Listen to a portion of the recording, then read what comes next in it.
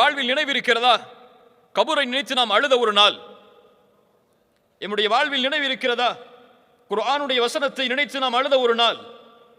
என் வாழ்வில் நினைவிருக்கிறதா நரகத்தை குறித்து நாம் நினைத்து அழுத ஒரு நாள்? சுப்ஹானல்லாஹ். உஸ்மான் இப்னு அஃபான் கபர்களை பார்த்தால் அழ ஆரம்பிப்பார், தாடிகள் நனையும் அளவு. கேட்கப்படும், உஸ்மான், உனக்கு சொர்க்கம் சொல்லப்படுகிறது, நரகம் சொல்லப்படுகிறது, ஃபலா தபிகி வ தபிகி மின் ஹாதா, அதற்கெல்லாம் நீ அழுவதில்லை, ஆனால் கபரை பார்த்தால் அழுகிறாயா?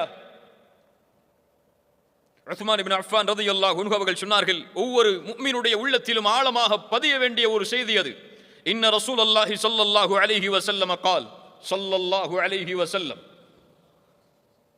சொன்னார்கள், இன்னல் கப்ர அவ்வலு மன்சிலின் மின் மனாசிலில் ஆகிரஹ், கபர் என்பது மறுமையுடைய வீடுகளில் முதல் வீடாகும்.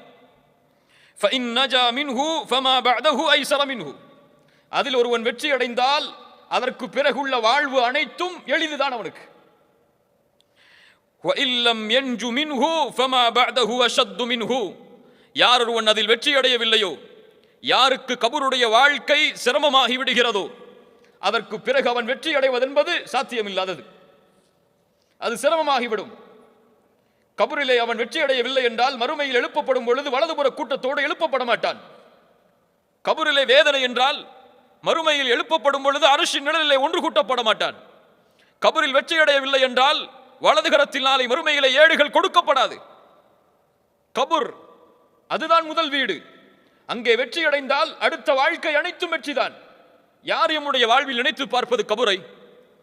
மன்னரைகளை சந்தித்து மரணத்தை நினைவு கூறுங்கள் என்று ரசூலுல்லாஹி ஸல்லல்லாஹு அலைஹி வஸல்லம் சொன்னார்களே, எம்முடைய வாழ்க்கையில் எம்முடைய உறவினருடைய மன்னரைக்கு தவிர வேறு என்றைக்காவது மன்னரைகளுக்கென்று தனிப்பட்ட முறையில் சென்று மரணத்தை நினைவு கூறுவதற்காகவே பயணித்தவர்கள் எம்மில் எத்துணை பேர்? உலகம், இந்த உலகத்துடைய ஆசைகள், உலகத்தின் மோகம், நிரந்தரமாக வாழப்போகின்றோம் என்பதை நாம் மறுத்தும் அந்த எண்ணம் எம்மை வாழ வைத்துக் கொண்டிருக்கிறது இந்த உலகத்துடைய பிணைப்போடு.